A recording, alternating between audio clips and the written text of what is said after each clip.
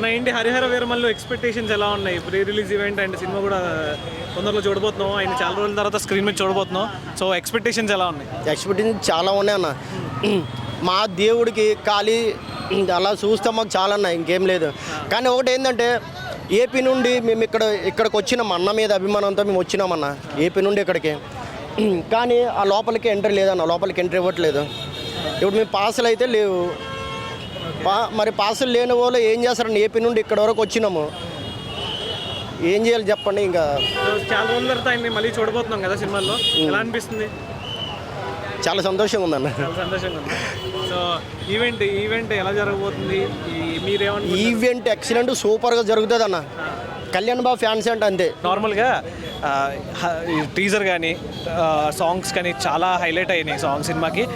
ప్రతి ఒక్కటి సూపర్ ఇచ్చి పడేసిండు, అసలుకి ఏం మాటలు లేవు. అండ్ 2 years తర్వాత ఆయన మళ్ళీ సోలోగా స్క్రీన్ మీద కనిపించిపోతున్నారు. సో మీ ఎక్స్పెక్టేషన్స్ ఫ్యాన్స్ హై ఎలా ఉంది?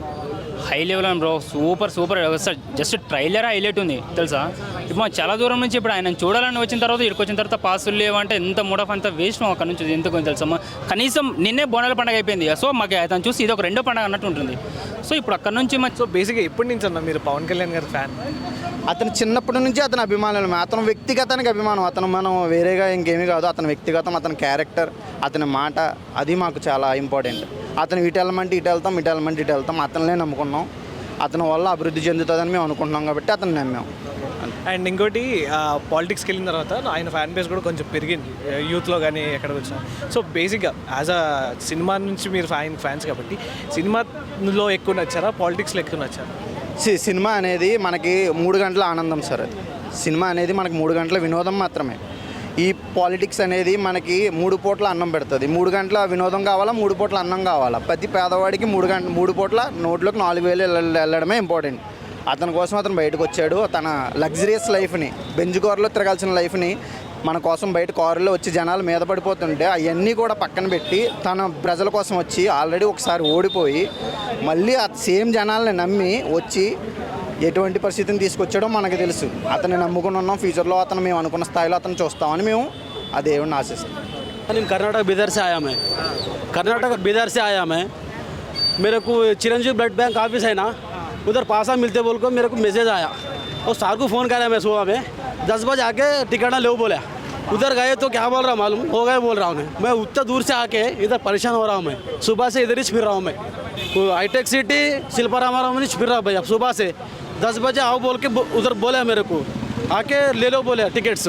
उधर आए तो एक जन को 21 मिलता बोल रहा हूँ, वो भी नहीं मिला मेरे को. अब क्या करना, इधर आए तो इसमें कैपेसिटी बोलकर 2500 के थे कैपेसिटी.